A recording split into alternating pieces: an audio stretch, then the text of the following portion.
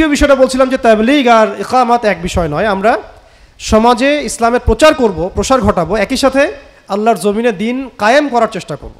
দিন কায়েম করার, কায়েম বলতে কি, এইটা আমি কয়েকটা এক্সাম্পল দিলাম। যেমন সুদ কায়েম হয়ে গেছে, পলিটিক্যাল অ্যাফেয়ার্সগুলো কায়েম হয়ে গেছে, ইভেন জাতিসংঘ এখন ওয়ার্ল্ডের মধ্যে কায়েম হয়ে গেছে, তাই না? কোনো ইসলামিক রাষ্ট্রও তার অনুমতি ছাড়া কিছু করতে পারতেছে না। তো এটা কায়েম না, এটা ইকামাত না?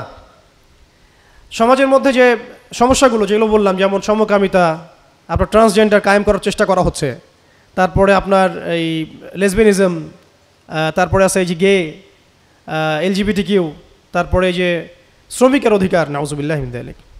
কয়দিন আগে আসলো না, পতিতাদেরকে বলা হবে তারা শ্রমিক, এটা অধিকার, ইত্যাদি।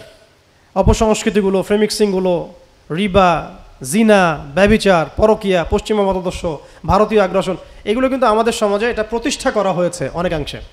এখন একটা প্রতিষ্ঠিত বিষয়কে উপড়ে ফেলে যদি আমরা আল্লাহর ঐশী গ্রন্থ এবং ঐশী দিন প্রতিষ্ঠা করতে চাই, তাহলে আমাদেরকেও তো প্রতিষ্ঠার পথে হাঁটতে হবে নাকি?